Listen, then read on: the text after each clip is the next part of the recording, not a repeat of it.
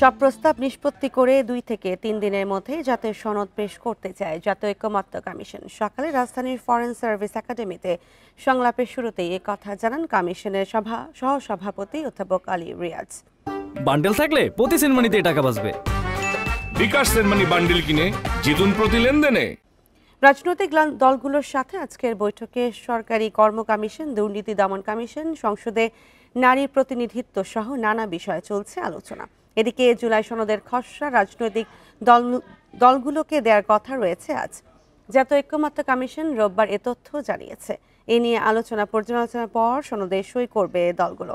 এর আগে রোববার কমিশনের সহসভাপতি অধ্যাপক আলী রিয়াজ জানান, জাতীয় সনদ সইয়ের জন্য আলোচনায় একটি দিন বরাদ্দ রাখা হচ্ছে। সনদের বিষয়ে যদি বড় ধরনের আপত্তি ওঠে তাহলে সেটি নিয়েও আলোচনা হবে। যেসব মতামত উঠে আসবে সেগুলো যুক্ত করা হবে। এখানে দায়বদ্ধতা থাকবে বলে জানান আলী রিয়াজ। রাজনৈতিক দলগুলোর সাথে দ্বিতীয় পর্যায়ে সংলাপে এ পর্যন্ত 12টি বিষয়ে সম্মতি এসেছে। তাদের মতামতের প্রতিফলন ঘটিয়ে করা হচ্ছে, তারপরে আবারও ফ্লোর থেকে এগুলো সংশোধন হচ্ছে। সেই প্রক্রিয়াটা অব্যাহত রেখে আগামী 2-3 দিনের মধ্যে আমাদেরকে এক জায়গায় এই বিষয়গুলো নিষ্পত্তি করতে হবে। আমরা চাই এগুলি নিষ্পত্তি করে জাতীয় সনদে এগুলি যুক্ত করে জনগণের সামনে সেগুলোকে উপস্থাপন করে সকলে মিলে স্বাক্ষর করে একটা ঐতিহাসিক দলিল তৈরি করতে। ঐকমত্য কমিশনের সংলাপ থেকে ওয়াকআউট করেছে বিএনপি। আরও জানাতে রাজধানীর ফরেন সার্ভিস একাডেমি থেকে যোগ দিচ্ছেন সহকর্মী মামুনুর রহমান। মামুন, বিএনপির ওয়াকআউটের কারণ কি, বিস্তারিত জানাবেন?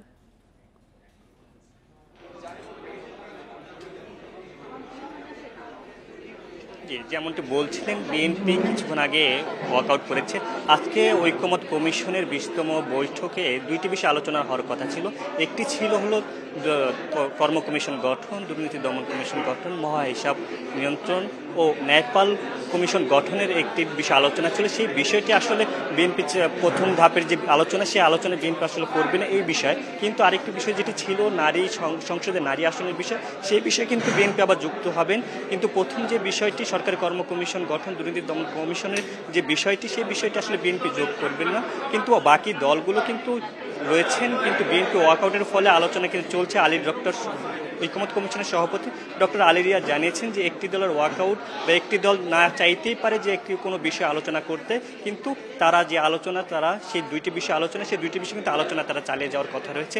এর আগে আরেকটি বিষয় আপনাদেরকে জানিয়ে রাখি, সেটি হলো এর আগে গতকাল কিন্তু আলী রিয়াজ বলেছিলেন যে জুলাই সনদ তৈরি করে খুব শীঘ্রই সকল রাজনৈতিক দলের কাছে স্বাক্ষর করে সেটি জনগণের কাছে প্রকাশ করার যে বিষয়টি, সেটি কিন্তু তৈরি করতে সকল রাজনৈতিক দলের কাছে তারা আহ্বান জানিয়েছেন এবং সকলের সহযোগিতা চেয়েছেন। তিনি বলেছেন আগামী 2-3 দিনের মধ্যে যেই বিষয়গুলো এখনো নিষ্পত্তি হয়নি, সেই বিষয়গুলো দ্রুত সমাধান করে জনগণের কাছে খুব শীঘ্রই তুলে ধরা হবে এবং বিএনপি সহ যে বড় রাজনৈতিক দলগুলো আছে তাদের সকলের কাছে তিনি এই বিষয়ে সহযোগিতা চান। তবে আজকের এই যে বিএনপি ওয়াকআউট করেছেন, সেই বিষয়ে পরবর্তীতে সিদ্ধান্ত কি হয় সেটা আসলে আলোচনা শেষে বলা যাবে।